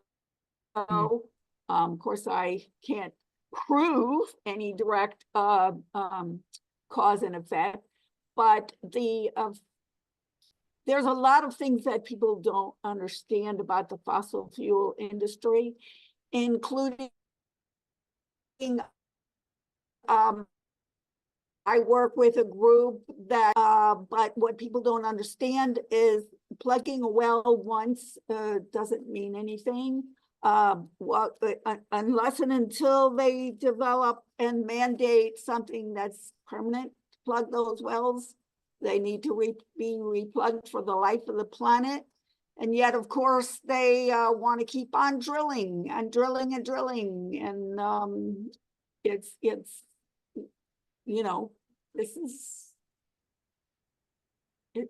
a whole different world out here that people have no idea. This is prime oil and gas and fracking territory, and it's just you know, I would like to hear any specific plans that you might have to as well as a just transition for all those people that work in the oil and gas industry. What are they going to do next? Thank you, Barbara. Thank you. Okay, great. We're going to hear from Bill Krimmel in South Carolina, and then we'll hear from Jill again, and then we'll have our final state representatives, Matt Stiles from Utah and Adam Schneider from Minnesota. And then if you're from a state who has not been represented, has not had a comment, please put that, and you want to say something, please put that in the chat. But I need to remind you that if your state has already had a representative, we're going to go to states that have not had a representative first. So Bill Krimmel, go right ahead.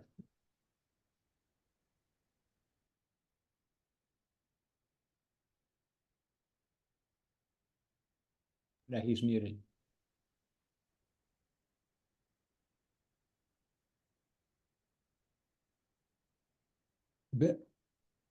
Bill, William Krimmel, you have to unmute so we can hear you. All right, can you hear me now? Yeah. Okay. Wonderful. Okay, thank you. Hello, Jill.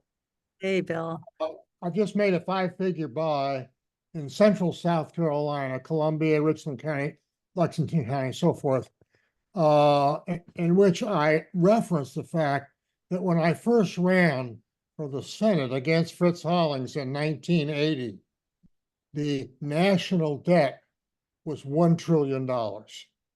It is now, if you look at this wonderful thing that they've got set up here, it is now within an eyelash of $35 trillion. I won't say much more about it, except that our friends in BRIC and now 26 other countries with BRIC are setting up an alternative currency.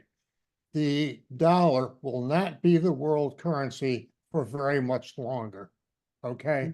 And we did it to ourselves, and I call out both Joe Wilson, the Republican congressman for that district for a while, and Jim Clyburn, okay, who is now the district representative by name in my ad, that these are the kinds of people who squandered the future of our country, okay? Okay, second point, and I just ask Jill a question. I very much appreciate what you're saying about Gaza and the whole business of what's going on in Palestine. You may have seen that Israel just claimed another large chunk of the West Bank. That's just 24, 48 hours ago, all right? It's Judea and Samaria it always was, all right? I would like to ask Jill this question. If she doesn't want to answer it now, fine, I'd like to get an answer at some point. Yes, there's a lot of religion in this. I am not an Abrahamic. Jill and I were raised within walking distance of the Baha'i temple, which believes in the unity of humankind and peace and so forth. I would like to know whether or not we are, as the Green Party, are going to call out the three principal Abrahamic religions, which have horrible records with regard to violence throughout their history. Not every year, intermittently, but if you go back and you study what the Muslims, Christians, and Jews have been doing for the last, 2,000 years, the Muslims, it's less than that. Are we now going to talk about the inherent violence in the Abrahamic faiths, with particular reference to the Old Testament, which I read not on a professor's syllabus, but I read it in college, still the most violent book I've ever read. It's the Hittites here and the Philistines there, and whatever. Okay, every page has blood on it. Yeah, Bill, I finish your thoughts. I'm just going to ask Jill, is she ready to speak to that? Okay, thank you very much. That's all I have. All right, thank you. Okay, Jill, 4 minutes and we'll beep you at 3 minutes. All right. Yeah, there's a lot to talk about here. Okay. Barry, about shutting, you're being shut down. Your social media is being censored, which is the first I've heard about that. And I would love to hear more about, how that's happening. And this is what fascism looks like. And I think it underscores that it's not Donald Trump, who's going to bring fascism. I think we're already seeing our democratic institutions and our democratic values are absolutely under assault. Cop City, same thing, and these are in democratic strongholds where we're seeing many of the cop cities. Democracy is absolutely under attack. And, typically fascism flourishes when people are despairing and overwhelmed and feeling helpless. And as Bernie Sanders used to say, during, I think it was 2016, he used to say, well, if you really want to pull the rug out from under the right wing, you have to provide good social policies. Let's make people secure again and take the momentum out of this lurch to the right. And I think that has to happen, and we have to be very concerted. Remember, there were a lot of people who then went on to support Donald Trump who had supported Bernie Sanders. So I agree with those who see this as not so much a battle between the right and the left, but between the economic elites and everybody else. And we're seeing everybody else fight back against this neoliberal stranglehold in Europe, around the world, in this country. Neoliberalism creates neo-fascism. So we've got to deal with them both. And remember that the Democrats are funding the most extreme Republicans. Where did Trump come from? Well, remember the Pied Piper campaign, which was revealed in the WikiLeaks revelations of, the leaks of the Podesta emails. There was a whole campaign to lift up Donald Trump because he was going to be the easy one to beat, right?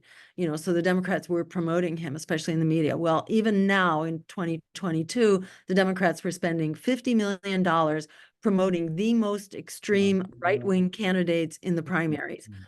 So then they're easier to beat in the general, but we launch their careers. I don't mean we, but Democrats launch the careers.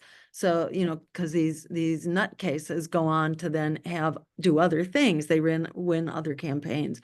So this is a problem of oligarchy, as Supreme Court Justice Louis Brandeis said long ago. We have a choice between vast concentrations of wealth or a democracy.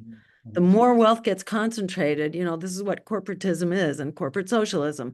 It is the union of economic elites that then hijack government. So that's what we've got to fix. And we have no choice. We've got to fix it. It's not easy. And then quickly, I want to at least say a couple things in response to Justin Phillips about the Supreme Court, the extreme court, and its assault on our basic democratic institutions, its assault on the homeless, and basically criminalizing sleeping in public, by people who have absolutely no other place to sleep, whose homes have been essentially stolen from them, or whose lands, a lot of indigenous Americans, who are homeless right now, had their land stolen out from under them, and they cannot sleep on land, the land that was stolen from them, they can't sleep there. So, a lot, just, horrific ironies here. And we need to think impeaching. I love Jennifer Sullivan's idea, which I hadn't heard before, about retroactive term limits. And I would love to explore that. And Jennifer, if you have anything written down on that, I would love to see it. And it sounds like Justin would like to see that too, because he's got a, he's giving some testimony about this tomorrow. And then I also want to note that this didn't come out of nowhere, the hijack of the Supreme Court, this isn't just the Republicans. The Democrats have all been all about expediting Republican appointments as well, and have failed to stand up to really fight and call out the abuse of the Republicans in trying to ram through their candidates, and to have delayed the appointments that the Democrats could have made, but they just didn't stand up to fight about it. Still one more minute. There's been a huge amount of money that went into this with Leonard Leo and his institutions for basically cultivating these extreme right-wing candidates. So again, it's a problem of the hijack of money, and for us to break the stranglehold of big money through these dark money institutions, these so-called charitable institutions that can contribute. I think their biggest donor gave $1 billion for these so-called nonprofits that were promoting the hijack of our legal system. And we're seeing it way beyond the Supreme Court. Look at what happened to the attorney who got the $8 billion fine for Exxon in Ecuador, and what he was put through in a private corporate court system that was trying to, lock him up. And finally, he beat that. But the courts are being taken over all over the place. And again, this is like the beast of big money, which is just wrapping its tentacles all around our democratic institutions. I know that's not a soundbite, but there are many things there that, translate into policies to fight this. Jill, I just got a request. It says to ask you to answer Aisha's question, what are we going to do about bringing peace to Palestine? Great. Yes, thank you. Lost that one here in my scrawl, but yes, that's definitely a priority. Okay. This is a great one because the president has the power to shut that down with a phone call, which is what Dwight Eisenhower did, basically bringing Israel as well as France and the UK, their troops back from Egypt.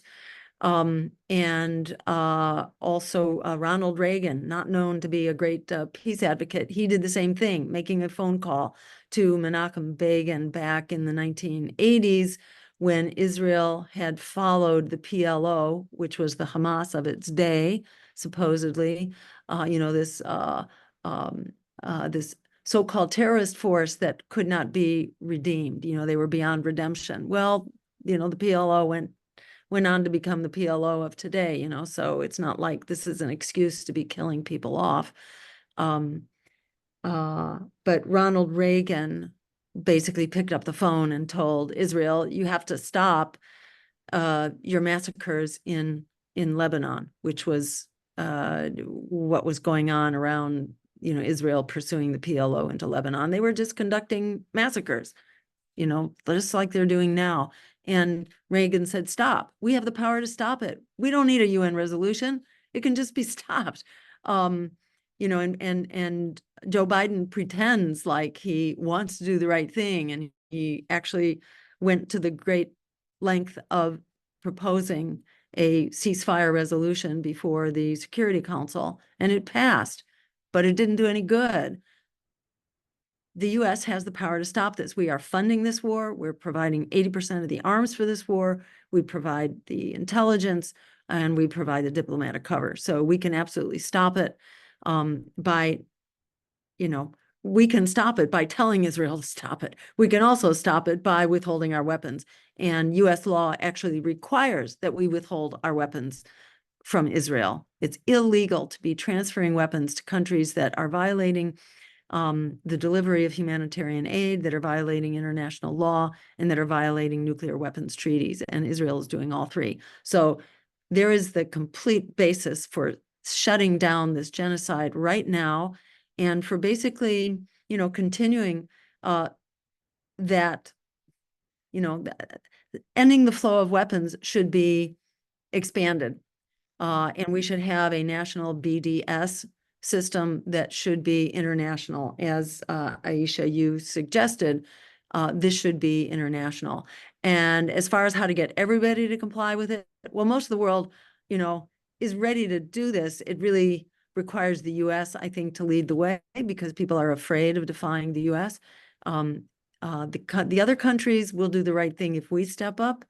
And that is why I think it's so critical that we have to double down and get on the ballot, because by doing that, we signify to Joe Biden and all of the warmongers in both parties, we signify that there is a powerful movement here that is not going to stand by and allow this genocide to be expanded. There are the UN food program said it's 1 million people whose lives are on the line in July from starvation. We have to stop this, and we have to take ourselves very seriously because the political challenge here is essential. This is something we can do. They can try to silence us, but if you get out there and stand up in the streets, which we also have to do, we're getting our heads bashed in. There's no simple way. We have to use all the mechanisms that we have, but voting and mobilizing politically is a key part of this. Go ahead. Sorry, Barbara. Sorry. I'm sorry. It's so great, but we do have to move on. Okay, Thank folks. you. So and now we're getting into the portion of the webinar, which is a little more than a little bit chaotic. Okay, our last scheduled speaker is Matt Stiles from Utah. Last comment. Then we need to know if we can put on Adam Schneider from Minnesota. We do not have a speaker from Maine, and we need to know as Jackie Devenaugh would like to speak. So Jackie, I think you're going to get an invitation. Oh, I think Jackie's agreed to speak. Okay, fantastic. And then I want to say something about cicadas. Okay, so Matt, Utah, you got the floor. All right, thank you for having me. Yes, my name is Matt Stiles. I am the Secretary of the Green Party of Utah. And with the incredible help of you, Dr. Stein, and your campaign, we were not too long ago able to gain official party status or regain official party status here in the state. And so right now we are strategizing on how we can grow the party base here. And I was speaking with a friend here in Utah who used to be really involved in activism, but got burned out. And we were talking about how frustrating and disheartening it is to see so much violence and injustice being inflicted on the people of Palestine while feeling powerless to help. Aside from BDS, it feels like the one way we can help is through organizing to raise our voice in opposition and amplify the voices of those who are victimized by it. And yet, even this one recourse that we have is being vehemently suppressed and sabotaged, with Democrats doing everything they can to try keep us from even existing as an organization. So in the face of such opposition, with such seemingly limited power, I can understand it's easy to get discouraged and feel like you can't really make a difference.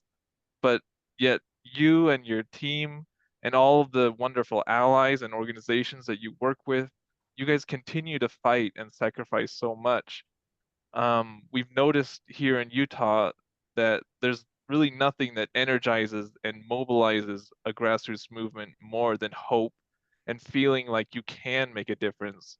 So my question is, what keeps you and your campaign going?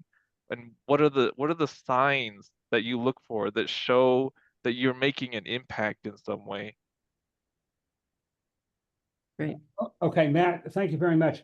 I do not see Adam Schneider recognized here or having been sent an invitation to participate. And so we'll go to Jackie Devenu from Maine. Jackie, how badly did I butcher your name? Close enough. It's Devino. Devino. All Okay. right. Okay, fantastic. I wasn't really planning on talking, but I am the Queen of the Greens in Maine. I am the chair of the Cumberland County Greens. I'm on the state committee, I'm on the national committee, and I'm on the steering committee of the Global Green Women's Network. This is my third time working with Jill on her campaigns. We are the state that gave her the most wonderful deputy campaign manager that she could ever have in Kelly Merrill. And I just want to say, after working, this is the third time that we have an amazing, amazing group of people that are doing it this time, and we are making so many inroads, and I know that it's going to be 10 times harder than ever before. But I just want to thank Jill for just continuing to be there for all of us, and how important this is, and how close we are for the first time ever to being able to actually say we could do it. And it's just, yeah, I just wanted to put that out there. I thank you so much, Jill. Okay, so You're muted. okay. No, you're not muted. Okay, so folks, I want to ask Lauren and Joe if they could invite Susan Armstrong, Jeff Perez, and Molly Wilburn Cohen. They all have their hands up. I don't see anybody else. And somebody named Kristen. Ask Kristen to speak. Kristen has already spoken. Okay, so I think Kristen needs her question answered, so we brought her back, and I will then bring in the other folks. oh, okay, I brought him in already. okay. So so do we have Susan Armstrong up? No, we don't have Susan Armstrong, but we do have Jeff. Okay, Jeff, go right ahead. Hi, greetings, Jill. Just a question. I'm not a state representative, so does that apply to me? I don't know what the protocol right is. ahead. I can ask questions. 90 seconds. Okay, my question is, it comes hand in hand. I was at a meeting, Nassau County meeting, legislative meeting. The village of Hempstead has a 100-year water problem. They have to upgrade their water system with all the fundings they got. The county executive refused to give it, and they're having an issue with the water being dirty and unclean. What would you do about that? Would you come out to Nassau County, and does this go hand in hand with the Empire? Because this is it's Hempstead, Long Island, Hempstead, New York. Look it up. You'll see for yourself. It's been neglected. It's known as the Nassau County Corridor. Thank you. Okay, so I was looking for Molly Wilbur Cohen. I'm not getting, Susan Armstrong and Molly Wilbur Cohen are both on. Okay, Susan, you go right ahead. Yeah, thank you, Don. I want to say thank you to Jill and her bravery for speaking up and stepping out on these issues. And it's wonderful to have a candidate who shares our values. Thank you. Okay, fantastic. Molly Wilbur Cohen, unmute. You got to unmute yourself and you go right ahead. She's declined promotion several times. Oh, she's declined. Okay, good enough. Well, I'll make up for Here. that. Is Molly on? No, no. Okay, so Yes. What? who's saying yes? I don't see Molly. Molly's muted. So Molly, you have to unmute if we're going to hear from you. I didn't know I'd be talking. I Oh, just as an attendee. Okay, that's okay. I mean, you had your hand up, and so No, I actually didn't, but Oh, okay, well, that's okay. If you don't want to say anything, that's fine. You don't have to. well, I can say just a few words. I mean, I haven't been very active in Jill's campaign, but I have supported her and voted for her in 2012 and 2016, and am ready to do the petitioning in Minnesota. And if I can help with any of the other states, Jill, but you're wonderful, and I'm trying to impress upon friends of mine. You are the only candidate that can do this. Thank you. Okay, well, now that that's taken care of, I'm going to recognize myself, Jill. And so I'll give you two hard questions. One is about fascism. You know, one of the things that I like that Amali Yeshiteo says is that fascism is basically what the white countries of Europe and the US do to they do to their own white citizens what they've been doing to people of color for 600 years. And so, of course, Palestinians are not honorary whites like Japanese are in South Africa. And so it seems to me that we already have fascism. You know, fascism is going on inside of Gaza, and fascism has gone on in the United States for about 500 to 600 years, long before we were a country. The other thing I wanted to ask you is about cicada greens. Does everybody know what cicadas are? You know, they come out like every 7 years, and they go and they dig holes in the ground, and they come out 11 years later. Well, I've noticed that some Green Party activists dig a hole in the ground for 4 years and then only come out in an election cycle. And so I want to ask you, Jill, are there anything that Green Party activists should be doing between the 4-year election cycle so that they're not cicada greens? Okay. Great. Do you want me to start answering some of these? You want to answer? Yes, we're turning it over to you now, Jill. And just tell me what's our time frame here, because I don't want to, you know, I could easily take the next hour, you know, but I want to kind of stay in the bounds of what, you know, what the expectations are tonight. Shall I spend, you know, 10 minutes? Yeah, we've been on for 2 hours, so maybe 10 minutes. Does that sound enough? Like Yeah. for you? Okay. Yes.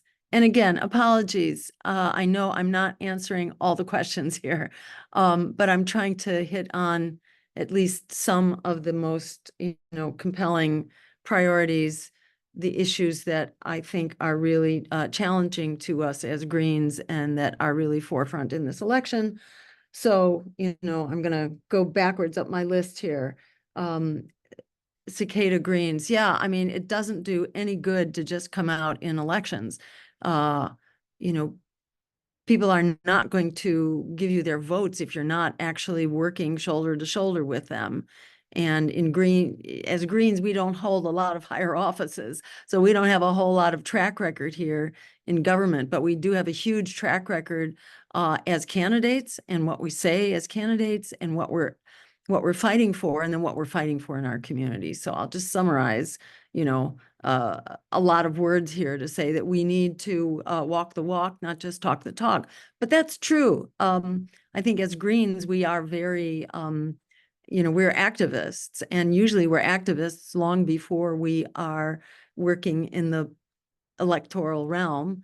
And we come to electoral politics because we learn that if all you do is fight on the issues, that you will be ignored and sidelined. Power concedes nothing without a demand, as Frederick Douglass said. We have to bring the demand of our social movements into our political campaigns. So we got to do both. And we have to be building the party as well as taking action on the social movements. We have to do all of that, because if we're only building the party every 4 years, we're never going to have an infrastructure. And why build the party? You know, it's because at the end of the day, we can't really get to critical mass if we're just working on single issues. If we're just working on Medicare-for-All, or we're just working on, fighting the war machine. If we're single issues, we're not going to reach critical mass. And so if you want to have a coalition, you need to be a coalition that holds together over time. I discovered this myself the hard way as an activist for most of my life that wanted nothing to do with politics. And I just kept seeing one movement after the other beaten back. And then I began to see that our movements work when we are building strong coalitions. Like we passed campaign finance reform, we passed clean elections, public funding for our elections in my home state by putting together the environmental movement, labor, the good government, pro-democracy people, the anti-war movement, everybody who's been fighting the power of big money, we got together and we got money out of politics. And then the Democrats stepped in and repealed the referendum that we had passed on a voice vote. And that just like drove home to me that you can't just fight on the issues. You have to fight for power so that, your achievements cannot be taken away and blocked in the first place. And we need strong coalitions that stay together over time. And then it dawned on me, oh, well, duh, that's what a political party is. It's a coalition around values and issues that has agreed to stay together and work together and build towards critical mass so that we can actually make something happen. So that's my understanding of, how to not be a cicada green. We have to keep building the party as a vehicle for our social movements and for challenging power. Fascism, I think you said it very well, Don. Fascism really is what the empire has been doing to people of color around the world forever, abusing their rights and, practicing colonialism and, just genocide after genocide and human rights abuse. And now it's kind of come home to roost here in this country, and we're getting pretty alarmed about it. It just makes the point that injustice anywhere is a threat to justice everywhere. If we're, putting on blinders and not looking at what the country is doing overseas, and just abusing humanity and conducting genocide, whether it's fast or slow, over much of the world, that is not a livable world. And that comes back to bite us. Relevant to the issue of migration, which was raised earlier on and which I didn't have a chance to respond to, but the most critical thing we can do to fix the crisis of immigration is to stop causing it in the first place, to stop the endless wars, the regime change operations, the undermining of democratic institutions, the predatory exercise of capitalism, the takeovers of major corporations like United Fruit that overthrew the democratic government of Guatemala back in the 1950s because they were going to redistribute land. So United Fruit basically, regime changed them, with the help of the CIA, so we destabilize countries right and left, just by the dozen, a dime a dozen. And it's been at least 70 countries since the Second World War. So we need justice overseas so that we can have justice here. And if we want to deal with the migration problem, we have to stop displacing people broadly. And the climate crisis is part of that too. And the drug wars are also part of that. Another part of our day one agenda is to end the drug wars, particularly around marijuana initially, to fully legalize marijuana on day one, to remove it from the list of regulated drugs altogether with the FDA, so that we stop basically delivering power and money to the drug cartels who cause incredible violence that are driving a lot of people, to come fleeing to this country. So that's something huge we can do. And the second thing, stop building walls and start supporting those people who do come here. You want to decompress the pressure that's pushing people to come here to flee for their lives. And then you want to treat people well who are coming and have come, give them papers right away so they can start working. Because when migrants are able to start working, they more than pay their own way. They're actually a gold mine for our economy. The estimate is that they would be contributing about $7 billion to the economy over the next 10 years. So they're not, like causing hardships and displacement within the economy. Rather, they are expanding it and improving it.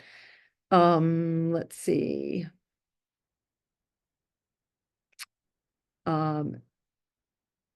Barbara Larkin, if I got the name correctly, in Pennsylvania, living close to the power plant, was asking, how do we ever persuade people who support fossil fuels right now and don't, really won't hear about alternatives at all, because this is where they get their bread and butter. That's what the Green New Deal is about, is to not only educate people about the price that we pay, particularly to our health and the health of our water systems, our climate, everything, but also to provide the dollars. And by declaring a climate emergency on day one, we unleash over $600 billion every year to start creating those jobs, so that people are not forced to take these jobs out of scarcity, jobs that are dangerous, jobs that, can blow up on you right then and there, and jobs that also, make workers sick and pollute our water supply. People will choose healthy and sustainable jobs if they actually have that choice. They will.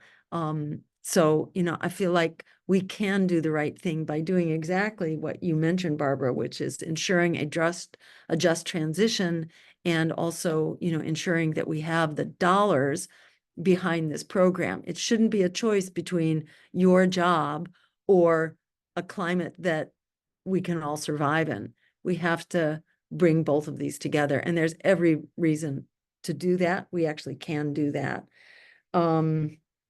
Let's see, Bill Kreml, I didn't get to your question either about the national debt, which is indeed a brewing disaster, especially with the disinvestment that will come with de-dollarization. The national debt is growing by about $1 trillion every 3 months now, and it's an increasingly large part of our budget and our tax dollars, which are going just to pay the debt. So, we need to do some things which are not rocket science at all, some common sense things. The debt really ballooned around the massive tax breaks for the wealthy. So time to end those massive giveaways to the wealthy and ensure that the wealthy are stepping up. Under Dwight Eisenhower, the highest tax bracket was paying 90% in income taxes. Now, we don't have to necessarily go to 90%, but we need to have, substantial payback, both through income taxes, but also taxing capital gains as income, and through actually reinstating the what I call the aristocracy tax, the inheritance tax. It's really an aristocracy tax, because for lack of it, we now have an aristocracy, and the great wealth in this country is again being inherited. So asking the richest to step up is part of how we solve it. Part of it is by enacting Medicare-for-All, which saves $500 billion every year. At the same time, it makes us healthier, makes our economy more productive. And in general, by having an economy which is a productive economy, as opposed to a financialized economy, which is not productive. It just, creates profit by extracting wealth from people who are creating it, working people. So we need to get back to a manufacturing economy, and the Green New Deal will help us transition into doing that. All right, so that, I think, yeah, let's see, I didn't address Matt's question about how do we grow. Oh, what, why do you have hope? Matt was sort of asking, what keeps you going? Where does your hope come from? And I'll say, for me, it's not hope. It's like conviction. It's like knowing that we do have the power. And I can tell you in about, 2 minutes where that hope came from for me, because it happened in a moment. It happened when I was running for office for the first time. I was tricked into running for office because being an activist was not working. We were only accelerating in the wrong direction, whether it was healthcare, money in politics, green jobs, the climate, war. In spite of these really hardworking movements, we were just going nowhere except backwards, faster and faster. So I was then tricked into running for office by the Greens, who said, well, just keep fighting on these issues, but run for governor and make these issues, a broader conversation. And I agreed to do it because everything else was failing. Why not try electoral politics? Nothing else was working. And in that race, which was in 2002, we fought our way into a televised debate. So we actually got our one, chance to get the word out. So we held a debate in a TV studio. There was no live audience. And in that debate, I gave voice to our usual green agenda, healthcare as a human right through Medicare-for-All system, called it single payer at the time. The right to a job, green jobs, cutting the military budget, putting the money back here where we need it here at home, and so on. And at the end of that, in that debate, those ideas went over like lead balloons. No one even responded to them to like even rebut them. And I had this feeling like, okay, that's it. We had our chance, and, it's not our day. It's just not going to happen. It's not in the cards. And then I walked out of the debate hall to where the press was waiting, and I was mobbed by the press, who told me that I had won the debate on the instant online viewer poll that was being conducted by New England Cable News. We didn't know that that was going on, and it hasn't been done since that I've known of, because this is what they don't want people to know. They don't want us to know that we already have critical mass to make this happen. We don't have to persuade people. We simply have to be able to get the word out. We simply have to be able to get to the microphone. And then we have to strategically organize about how do we get the word out. It's door knocking, it's phone banking above all, and then to the degree we can afford it, it's advertising, it's social media if we can get past the shadow banning and stuff like that. But it's a strategic, it's strategy. On the fundamentals, the universe has already made the case for us. The climate and war and the economy have made the case that we need a system of justice. We need a reboot. We need a complete system change. People do believe this in their bones. They're just not allowed to hear about it. They're not allowed to hear that there are options. It's really hard to change people's minds, but fortunately, we don't have to change people's minds. All we have to do is figure out how do we fight with this system in order to get the word out. And if we do that, we will prevail. And we're really seeing that. I see us as having made incredible progress over the 3 elections that I've participated in. It's a whole new ballgame. People now really understand what we're talking about. Our agenda has become the default progressive agenda. That came from us as Greens. So we have every reason to be proud and to double down and to keep doing what we're doing and to keep fighting like our lives depend on it, because we have no alternative. We have to do this. If we want a future that we can survive and loan our kids. But beyond that, we can actually prevail in real time here if we do this right. So that's where my enthusiasm comes from. Okay, thank you, Jill. Okay, so now we're going to have let other people from the panel have 1 minute. If you really want to, you could have 2 minutes. And then we'll have see if there wants to be a final comment from Jason Call, who's sort of a behind the scenes person, making sure that everything goes well. Okay, so first of all, Sean Doherty, Sean, you're still here. Okay, do you want to unmute and share a final minute or 2 with us? 1 minute. Barbara says 1 minute. She's good. She's getting mean. She's ready to go to bed. So hey, no, I got a toddler to put to bed. Thank you for the time. No, this has been great. It's been wonderful hearing from Jill. And like I said, anybody who's interested in providing near free door knocking around the country for Greens should reach out to me. I'm sure my email is available in your announcement of this event. Thank you. Okay, so listen, Peter Lavinia, is Peter still? Peter's still here. Unmute Peter. And okay, go right ahead. A minute, 1 to 2 minutes. Barbara says 1 minute. 1 minute. Yeah, I just want to thank everyone who's asked a question. I want to thank Jill for running and for patiently answering everyone's questions so wonderfully. This is a critical moment. As Jill and others have said, we are fighting against empire. We're fighting against ecological empire, stealing the wealth and poisoning the air and the environment and the water. We are fighting against catastrophic climate change. We are fighting against war, and we are fighting against genocide. And we are trying to build a sustainable future for people here and around the world. And the only way that we're going to do that is by building the Green Party. And to do that right now, we have to commit and help build the Stein campaign. And so I encourage you, I urge you, if we're going to build that future, to get involved. If you haven't been, keep involved, and help us through to the end, and then stay with us afterwards, because this isn't over after November, right? We're going to build that sustainable, eco-socialist Green New Deal. We're going to build a society that we want to live in, a really democratic one. And I'm proud to be standing here with all of you. So thank you. Thank you. Fantastic. Okay, Felina Farley, unmute. You got 1 minute. I would say 2, but Barbara's the timekeeper, so she runs. She wants to go to bed. Go right ahead. Felina, you here?